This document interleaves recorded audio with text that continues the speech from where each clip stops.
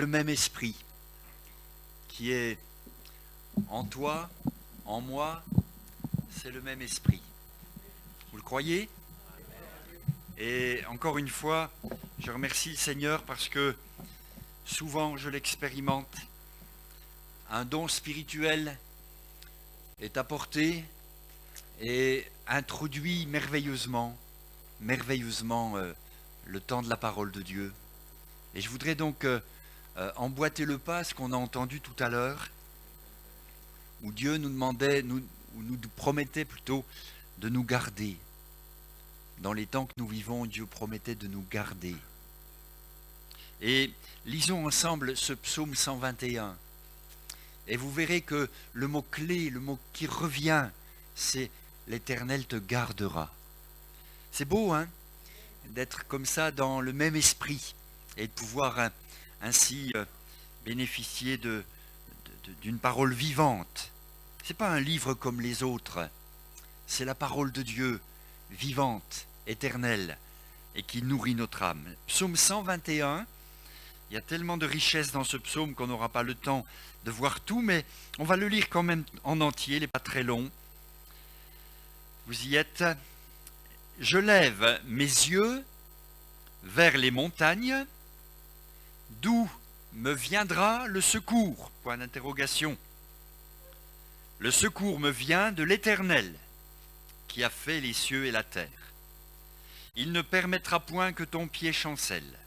Celui qui te garde ne sommeillera point. Voici, il ne sommeille ni ne dort, celui qui garde Israël. L'Éternel est celui qui te garde. L'Éternel est ton ombre à ta main droite. Pendant le jour, le soleil ne te frappera point, ni la lune pendant la nuit. L'Éternel te gardera de tout mal. Il gardera ton âme. L'Éternel gardera ton départ et ton arrivée, dès maintenant et à jamais. Amen. On a un Dieu qui nous garde. On a un Dieu qui s'est engagé, qui a fait alliance avec nous et nous avec lui, et il a promis de nous garder. Alors je voudrais dire à quelqu'un ce matin, ou à tout le monde ce matin, l'Éternel te garde. L'Éternel te garde. J'ai intitulé le message « N'en fais pas une montagne ». Vous connaissez l'expression « Arrête d'en faire une montagne ». N'en fais pas une montagne. Non pas que les montagnes n'existent pas. Dans nos vies, il y en a. Je ne suis pas en train de nier le fait qu'il y ait des montagnes. En disant « N'en fais pas une montagne », je ne veux pas non plus me moquer. Non. Mais je veux juste m'arrêter sur ce premier verset du psaume 121. Je lève mes yeux vers les montagnes, mais d'où me viendra le secours, dit le psalmiste. Et la réponse vient, le secours me vient de l'Éternel qui a fait les cieux et la terre. On va parler de montagnes, on va parler de difficultés, on va parler d'épreuves, de moments difficiles. Quand on lève les yeux vers ces choses-là, on a un sentiment d'être un petit peu écrasé par tout ça. On lève les yeux vers les montagnes parce que les montagnes sont plus grandes que nous, mais Dieu est plus grand que nos montagnes. Donc je ne veux pas nier la présence de difficultés, de montagnes de difficultés peut-être, mais je veux dire à quelqu'un ce matin une parole venant de Dieu, le secours vient de l'Éternel qui a fait les cieux et la terre et qui est plus grand que toutes nos montagnes. J'ai une fille et son mari et les enfants qui sont sur Chambéry et qui habitent dans un petit village au-dessus de Chambéry, dans le massif des Bauges. Et j'en viens. Et hier après-midi, on a pris la voiture pour monter un petit peu vers les sommets. On est allé dans les montagnes. C'était tout simplement magnifique. Les couleurs d'automne sont déjà là. On a grimpé et chaque fois que je grimpe une montagne, je me rappelle que c'est Dieu qui les a fait, les montagnes. Si notre vie était une plaine, ce serait un peu monotone. Je suis né dans les montagnes, donc j'aime la montagne. Et j'aime ce point de vue qui permet de voir loin. S'il n'y avait pas de difficulté, on ne pourrait pas s'élever. On ne pourrait pas se rapprocher. Je veux monter sur la montagne. C'est là que l'on rencontre Dieu, disait un vieux cantique. Amen. Alors on va parler un peu de ça. Je remercie aussi Seigneur parce que sa parole n'est pas, elle est très diverse. J'ai regardé dans une concordance au mot montagne et j'ai trouvé 4 textes où le mot montagne est accompagné d'un adjectif. Et chaque fois, l'adjectif est différent. Et mon message se construit en 4 parties pour ces 4 textes. Dans le premier, il va être question d'une montagne déplacée. Dans le second, une montagne aplanie.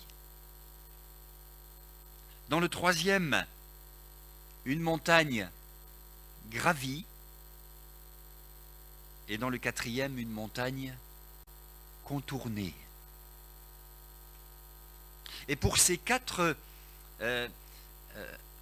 aspects, il va y avoir 4 vertus, 4 qualités qui nous sont demandées.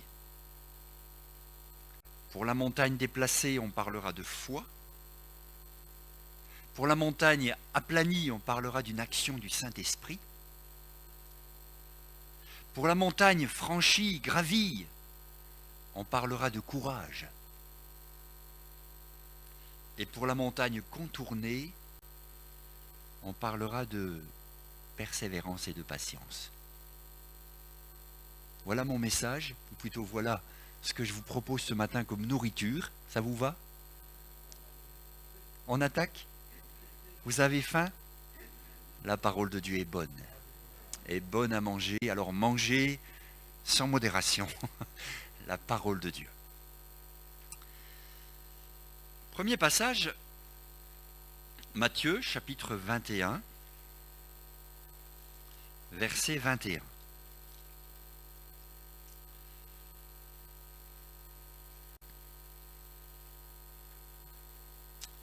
Matthieu 21, 21.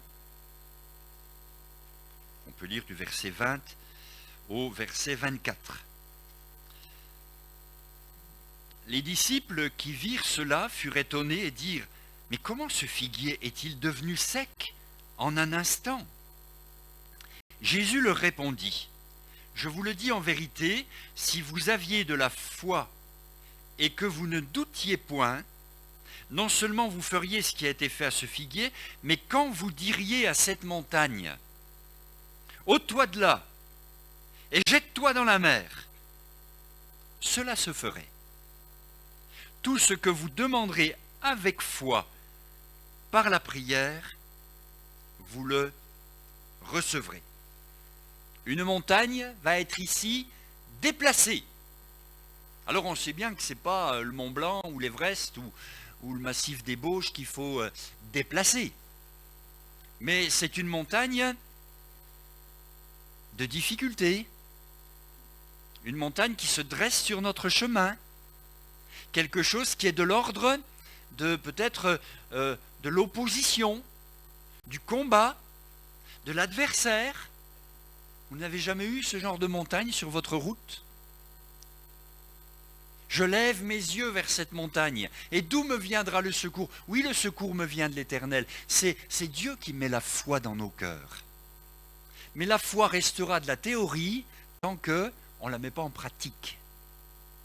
Et je sais que ça paraît complètement fou sur le plan rationnel, mais le dire avec foi, ôte-toi de là et jette-toi dans la mer. Et vous verrez, ça arrivera. Je crois que la parole de Dieu est encore d'actualité. Et quelqu'un peut-être ce matin a besoin d'entendre cette parole que la montagne qui se dresse devant toi peut tout à fait être déplacée parce que tu vas mettre ta foi en action. La prière de la foi a une grande efficacité et encore aujourd'hui, cela fonctionne. C'est vrai que euh, quand Jésus va revenir, trouvera-t-il de la foi? Il trouvera des églises, il trouvera des clochers, il trouvera des mouvements, il trouvera des chapelles, il trouvera toutes sortes de choses. Mais trouvera-t-il de la foi? Vous savez, alors qu'on a été privé pendant tout un temps de ce qui faisait notre joie, la Sainte Seine par exemple, ça a été rappelé, ou même des réunions physiques, on ne pouvait plus se voir comme avant. Ben moi, ça m'a renvoyé à ma piété personnelle, à ma foi personnelle. Je ne dois pas appuyer ma vie spirituelle sur les autres, la présence des autres, le chant des autres. Non, je dois appuyer ma vie chrétienne sur ma foi personnelle. Crois au Seigneur Jésus, personnellement, et tu seras sauvé. Et puis, tout au long de la vie chrétienne, c'est cet ingrédient-là qui nous permet d'avancer. Alors, quelle est la montagne qui se dresse devant toi? Et si ce matin, tout simplement, tu pouvais faire cette prière dans ton cœur, prière de la foi, au nom de Jésus, montagne, déplace-toi de là. Tu serais surpris de voir que la parole de Dieu est efficace, est encore agissante pour se vérifier dans ta vie. Qui veut comprendre cela ce matin et qui veut le mettre en pratique et en faire l'expérience, et peut-être dans quelques jours venir dire mais ça a marché, la montagne s'est déplacée. Vous savez, petite touche personnelle, expérience personnelle dans ce domaine, quand les hommes, je pense au monde médical, quand les médecins n'ont pas de solution, quand le verdict tombe et qu'il n'y a pas de solution. C'est une vraie montagne devant vous.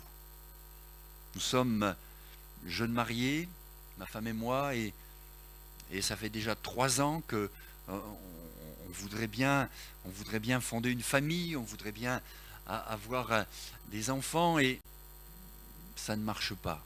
Et quand les médecins, il y en a, ils sont sympas, ils prennent des gants, et d'autres ils prennent pas de gants. Ils vous disent ça d'une façon abrupte. Bon, voilà, quoi. D'accord. Vous avez une solution? Non. Mais je me souviens de ce que la parole de Dieu m'a dit ce matin-là, alors qu'on était, ma femme et moi, en train de la lire, de la méditer.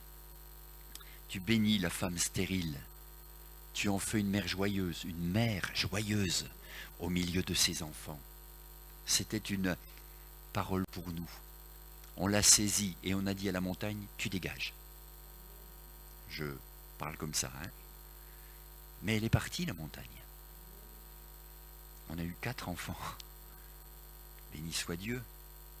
Quand le médecin a fait venir ensuite, des années plus tard, dans son cabinet, ma femme pour lui dire, il faut que je vous dise, c'est grave ce qu'elle a, votre fille. Ah oui, mais on le savait très bien, on s'était renseigné. Elle avait une maladie incurable, évolutive, auto-immune, maladie rare, qui finit par la paralysie et par la mort. Et même, vous savez, dans l'église, c'est des fois, on veut encourager, mais des fois on tape à côté. Hein. Il y a une brave sœur qui dit à ma femme, ah oui, mon frère il a eu ça, il en est mort. Très encourageant.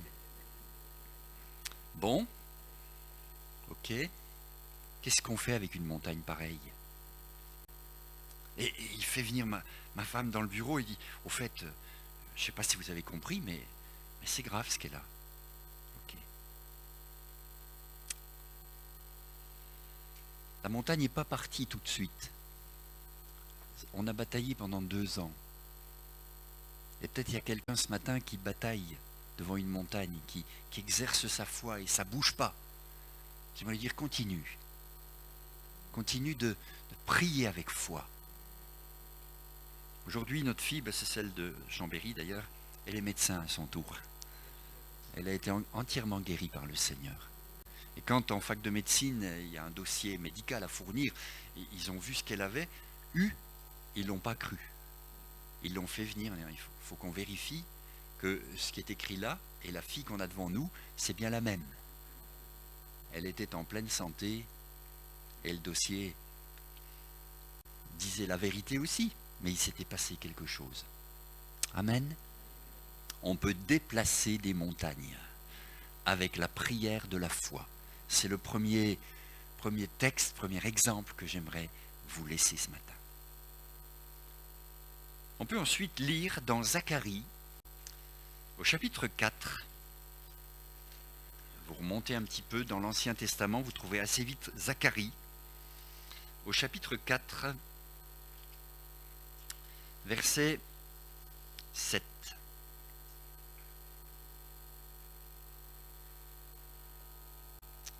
Alors on peut lire au verset 6. C'est ici la parole que l'Éternel adressa à Zorobabel. Ce n'est ni par la puissance, ni par la force, mais c'est par mon esprit, dit l'Éternel des armées. Qui es-tu, grande montagne? Devant Zorobabel, tu seras aplani. Il posera la pierre principale au milieu des acclamations. Grâce, grâce pour elle. Amen. Une montagne aplanie. Alors aujourd'hui, on a des gros tracteurs là, avec des grosses... ils peuvent vraiment aplanir des choses incroyables. À l'époque, il n'y avait pas ça, mais quand bien même on aurait les meilleurs engins pour essayer d'aplanir la montagne qui est devant nous, ça ne suffira pas. Et vous l'avez lu avec moi, ce n'est ni par la force, ta force, ni par ta puissance personnelle, mais c'est par mon esprit, dit le Seigneur. Et là, j'aimerais donc m'arrêter un instant sur le fait que devant certaines choses, il va falloir, oui, que nous soyons remplis du Saint-Esprit pour vraiment aplanir la difficulté qui est devant nous. Et ça, Dieu qui n'a pas changé, qui a fait des promesses et qui les tient, le rappelle à son peuple ce matin, il donne son esprit. Il veut remplir chacun de nous de son esprit. Restez à Jérusalem, attendez, vous recevrez une puissance, le Saint-Esprit. Et devant la montagne de l'incrédulité du monde, devant la montagne de notre société qui va n'importe comment, il faut que le peuple de Dieu soit rempli du Saint-Esprit. Et aplanir le chemin. L'évangélisation du monde, c'est une vraie montagne. Hein. Quand on réalise comment nos contemporains sont indifférents à Dieu, sont voire opposés à Dieu, comment on tourne en dérision la foi chrétienne, comment on peut parler et se moquer de tout ce qui fonde nos valeurs. On peut se décourager. Hein. Mais par mon esprit, la montagne, dit le Seigneur, sera aplanie. Si on regarde le contexte, c'était particulier. Josué était tout sale. Zorobabel n'était pas du tout en état. Mais le Seigneur va donner à Josué un vêtement blanc et va assurer à Zorobabel que c'est par son esprit que la montagne sera aplanie et que l'édifice sera reconstruit. Moi je crois que celui qui a dit, c'est Jésus, je bâtirai mon église, il le dit encore et il veut vraiment que ce soit vrai même dans notre époque. Moi je crois que le Seigneur n'a pas fini de bâtir son église, n'a pas fini d'ajouter des pierres vivantes à l'église, n'a pas fini de sauver des gens dans ce quartier, dans cette ville, dans cette région. Amen. Mais même si ça vous paraît une montagne, le Saint-Esprit est plus grand que la montagne. Et la force qu'il donne est capable d'aplanir les choses. Alors, ne cherchons pas toujours à déplacer les problèmes. Des fois, il faut les affronter avec la force du Saint-Esprit pour les aplanir. Je vous laisserai méditer à la maison sur ces différentes applications que vous pourriez faire dans votre vie personnelle de ces choses, mais je crois que la parole de Dieu nous fait du bien quand elle nous parle ainsi. Tu lèves les yeux vers les montagnes, mais le secours vient de l'Éternel. Une montagne a été déplacée tout à l'heure par la prière de la foi. Une montagne est maintenant aplanie par une vie de l'esprit abondante. On va aller vers le 3e texte. Une montagne gravie, une montagne à gravir. Elle ne sera franchie qu'en la gravissant. Alors, on va lire dans 2 Samuel. 2 Samuel, chapitre 15, verset 30. 2 Samuel 15, 30.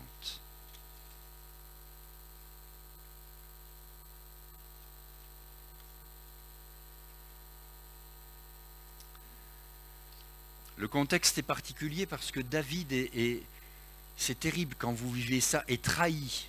On a fait un complot contre lui et il est en train de fuir Jérusalem.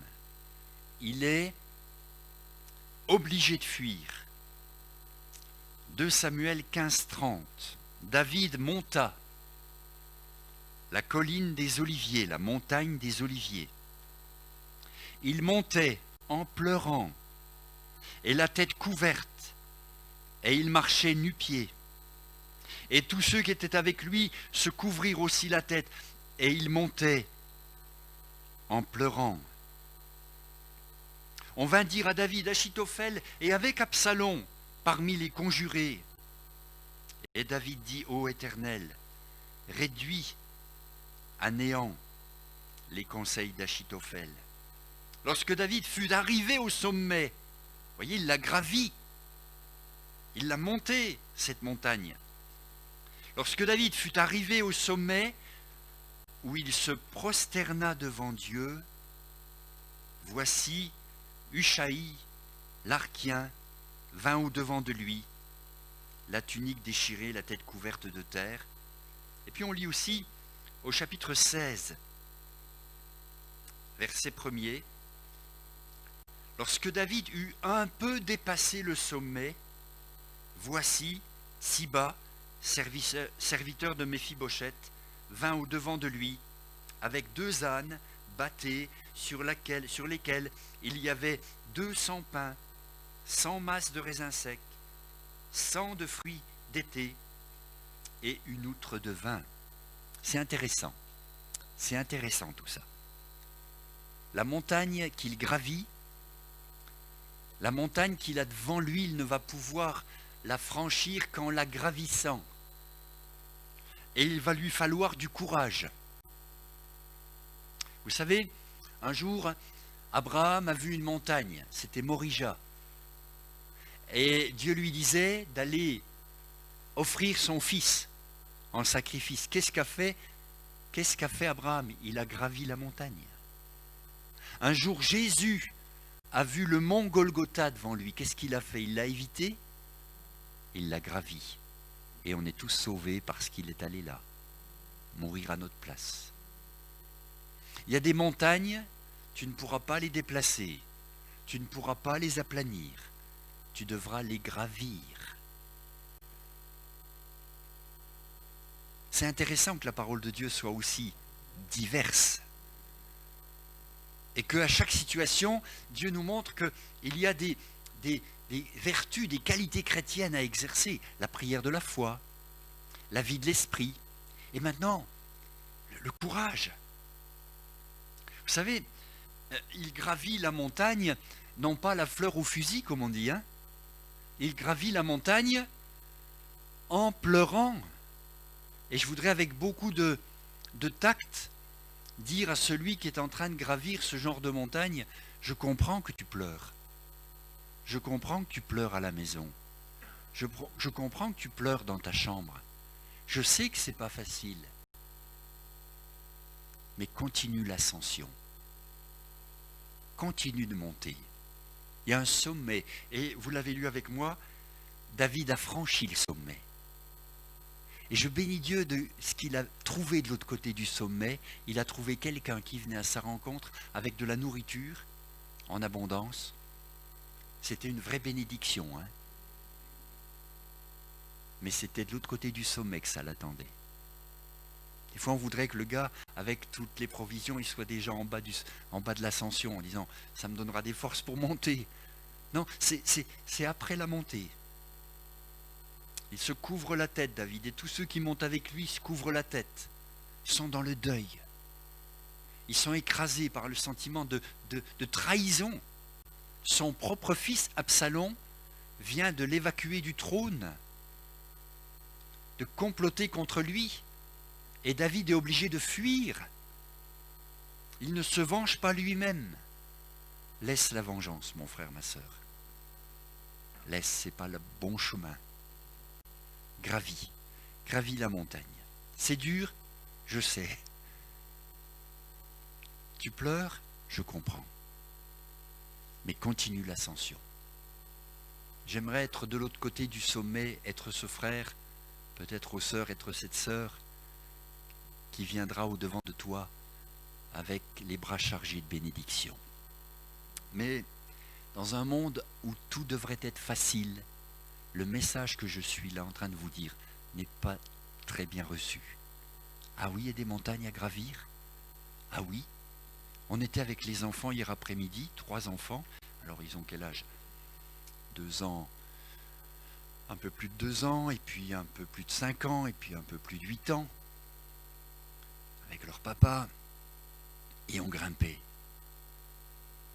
Bon, j'ai vérifié que j'avais encore un peu de force, hein. J'étais le premier.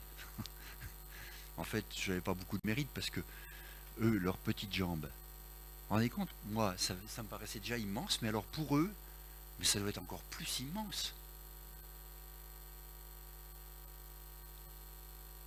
Mais on y est arrivé. Chacun à son rythme, on a gravi la montagne. Moi, je crois que Dieu ne met pas devant nous des choses impossibles. Et que quand il ne déplace pas la montagne, quand il n'aplanit pas la montagne, c'est qu'il nous demande de la gravir. Alors on va la gravir, avec son aide. Et béni soit Dieu pour les frères et les sœurs qui viennent à notre rencontre pour nous encourager. Soyez de ceux-là, s'il vous plaît. Soyez de ceux-là. N'allez pas soupçonner quelqu'un qui est en train de gravir difficilement sa montagne d'avoir péché ou d'avoir fait quelque chose qu'il ne fallait pas. Non, encouragez-le. Encouragez-le. Et dites-lui, tiens, je t'ai apporté ça. Tiens, je t'ai apporté ça. Je me souviens d'un jour, ça me revient maintenant, j'étais particulièrement en train de gravir ma montagne et j'étais vraiment en train de pleurer chez moi. Et la sonnette, on sonne à la porte. Je dis, oulala, je vais ouvrir. Il y avait un frère qui était là devant là, avec quelque chose dans les bras. Il m'a dit, tiens, je t'apporte ça. Il me met ça dans les bras et pouf, il s'en va. Mais vous ne pouvez pas savoir combien c'était bon de recevoir au moment juste l'encouragement fraternel. Vous savez, Dieu n'est pas là en haut de la montagne et alors tu vas y arriver. Non, il nous envoie. Et le but de nos rassemblements, c'est ça aussi, non? De pouvoir s'encourager mutuellement. Et même si vous avez un masque, vous pouvez dire à votre frère, à votre soeur d'à côté, je t'encourage. Amen. Parce que, oui, gravir une montagne, ça demande du courage, ça demande de la force. Tu pleures, tu as la tête couverte, tu es dans le deuil, tu vas nu-pieds, comme dans le texte. Mais regardez ce qu'il fait en arrivant au sommet. Il se prosterne devant Dieu. C'est beau, hein? Il n'a pas d'amertume, il n'a pas de révolte, pas de colère. Il ne dit pas à Dieu, c'est pas juste. Tu m'avais fait roi d'Israël, regarde maintenant ce qui m'arrive. il se prosterne devant Dieu. N'oublie jamais que quand tu arrives au sommet, c'est grâce à Dieu. Prosterne-toi devant lui. La montagne qu'on gravit nous rapproche de Dieu. La montagne qu'on gravit nous rapproche de Dieu. C'est Nelson Mandela qui a dit ceci. J'ai appris que le courage n'est pas l'absence de peur, mais la capacité de la vaincre. J'ai appris que le courage n'est pas l'absence de peur, mais le courage, c'est la capacité de vaincre la peur. Tu auras peut-être le vertige à certains moments, tu auras peut-être peur à certains moments, mais courage. Alors ça, courage dans la Bible, vous pouvez prendre une concordance, courage, encouragement. Dans le mot courage, il y a le mot cœur d'ailleurs. Vous pouvez prendre ces mots, vous verrez combien de textes en parlent. Courage, courage mon frère, ma sœur. Voilà une parole de Dieu pour quelqu'un ce matin. Ça va, on en a déjà vu 3, hein? Une qui est déplacée par la prière de la foi, une montagne qui est aplanie par l'action du Saint-Esprit, une montagne qui est gravie avec le courage que Dieu donne, et puis enfin, 4e texte, une montagne contournée. Alors, on va lire dans le Deutéronome, au chapitre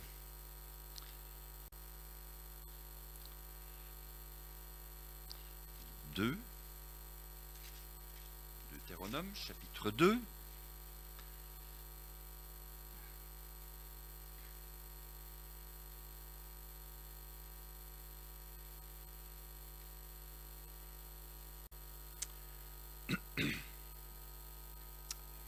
Deutéronome, chapitre 2, verset 1er.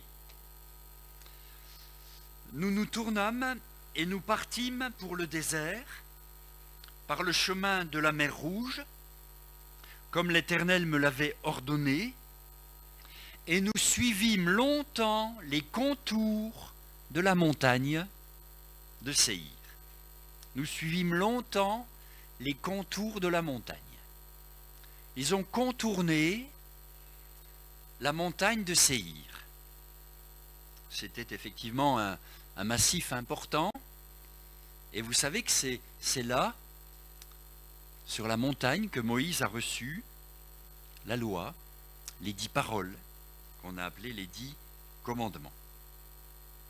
Cette montagne, tu ne pourras pas la déplacer, tu ne pourras pas la planir, tu ne pourras pas la gravir, mais Dieu te demande de la contourner. C'est intéressant, hein, parce que ça éclaire encore une fois. Moi, je préfère qu'il y ait 4 spots qui éclairent les textes plutôt qu'un seul. J'y vois plus clair. Et Dieu n'a pas qu'une façon d'agir, il en a plusieurs. Et ici, devant cette 4e et dernière montagne, le peuple de Dieu va contourner. Des fois, c'est plus intelligent de contourner que de s'obstiner. Vous avez des gens, ils s'obstinent. Ils veulent qu'absolument ça marche comme ils ont décidé. Ben, ça ne marche pas. Et là, le peuple de Dieu va contourner la montagne. Vous savez, Dieu est pédagogue. Dieu est un enseignant, un maître en la matière. Et des fois, il faut du temps. Et vous avez vu le chemin, et c'était dit dans le don spirituel tout à l'heure, on a pris le chemin du désert. C'est pas évident de contourner cette montagne. C'est le chemin du désert. Mais vous savez qu'au bout, il y a le pays promis. Hein. Et peut-être il y a quelqu'un ce matin qui a besoin d'entendre ça aussi. Arrête de t'obstiner. Arrête de penser que c'est toi qui as la vérité. Et entends qu'il y a peut-être des choses à considérer. Élargis un peu tes œillères et écoute la parole de Dieu. C'est pas désobéir que de contourner la montagne.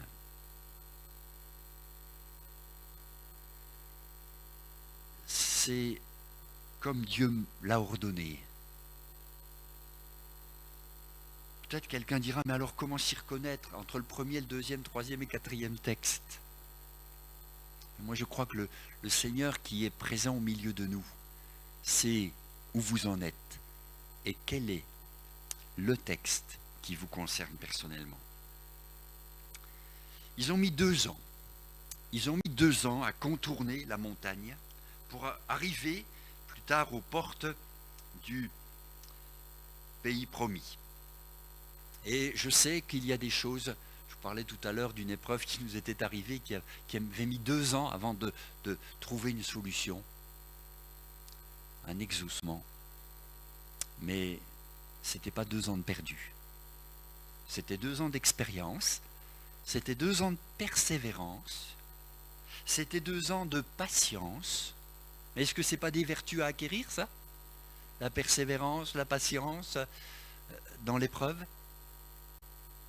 Vous avez entendu parler de Job, dit l'Écriture. La patience de Job. Et vous avez vu la fin que le Seigneur lui accorda. Et oui, lui aussi il en avait une de montagne. Et il a persévéré, il a été patient. Alors nous les pentecôtistes, on aime bien les montagnes déplacées. Ah, ça c'est beau. Une montagne qui se déplace et qui va se jeter dans la mer. Vous voyez, ça, c'est notre vérité. Amen. Seulement la Bible dit 4 choses ce matin. Déplacé, d'accord. Aplani, on aime bien aussi, parce que l'action du Saint-Esprit, ça nous plaît. Les miracles, on aime. Mais gravir et contourner, c'est un petit peu autre chose. Mais c'est tout autant biblique. C'est tout autant la volonté de Dieu qu'il en soit ainsi. Frères et sœurs, on va conclure. Et je voudrais vraiment ce matin peut-être lancer un appel à ceux, à celles qui ont besoin de mettre en place ces choses dans leur vie. Y a-t-il quelqu'un qui a besoin d'un vrai retournement de situation, une montagne qui se déplace? Je pense à Esther dans la Bible qui avait devant elle un génocide annoncé et qui a vu la montagne se déplacer. Béni soit Dieu. Si vous êtes dans ce cas, peut-être vous pouvez vous lever à votre place simplement. Je ne vous demanderai pas de vous approcher, mais juste de vous lever. Si vous êtes dans le deuxième cas, d'une montagne qui a besoin d'être aplanie, et que vous ayez besoin d'être rempli du Saint-Esprit, je vous demanderai de vous lever à votre place et dire, Seigneur, je veux, moi aussi, être rempli du Saint-Esprit. Peut-être il y a quelqu'un qui est en train de gravir la montagne et qui a entendu que c'était la volonté de Dieu et qu'au sommet, il pourrait adorer Dieu. Et derrière le sommet, il y aurait des encouragements, des bénédictions, qu'il se lève à sa place et qu'il s'attende à des forces nouvelles. Et puis peut-être que quelqu'un a besoin de persévérance et de patience. Il y a besoin de contourner la montagne, ça prend du temps, mais persévère, c'est le chemin de Dieu pour toi. Alors lève-toi à ta place, Dieu va te bénir. Et on va prier le Seigneur ensemble. Et si votre cœur a reçu, si votre âme a été bénie par ces textes, eh bien croyez que Dieu parle encore aujourd'hui et bénit. Y a-t-il quelqu'un, dernière personne qui veut se lever maintenant et dire, oui Seigneur, moi aussi, je veux vivre ta parole, je veux vivre tes promesses et je veux te remercier d'avance pour ce que tu vas faire. Je te remercie pour tous mes frères et sœurs qui se sont levés. Je te remercie pour ta parole qui nous éclaire. Je te remercie parce qu'il n'y a rien d'impossible à notre Dieu. Merci parce que non seulement tu peux déplacer la montagne, tu peux l'aplanir, mais tu peux aussi nous demander de la gravir, de la franchir de cette façon. Tu peux aussi nous demander de la contourner. Seigneur, je te remercie pour l'ensemble de ta parole, l'équilibre de ta parole, la diversité de ta parole. Merci de bénir ce qui a été donné ce matin et que la foi s'en empare, les cœurs s'en emparent et que mon Dieu, dans la semaine qui vient, Seigneur, mes frères, mes sœurs puissent l'expérimenter, la vivre voir et témoigner d'une action de Dieu dans leur vie. Merci parce que tu renouvelles les forces. Merci parce que tu fais du bien. Et bénis mon frère, ma sœur qui s'est levé maintenant. Bénis sa foi. Remplis-le du Saint-Esprit. Remplis-la de ton esprit, mon Dieu. Et permets, Père, que, oui, des forces nouvelles soient données. Seigneur, je te loue. Je te bénis d'avance. Je me courbe moi aussi pour t'adorer. Je veux encourager mon frère, ma sœur dans ce qu'il est en train de vivre. Au nom de Jésus, soyez bénis. Amen. Amen. Merci. Dieu vous bénisse.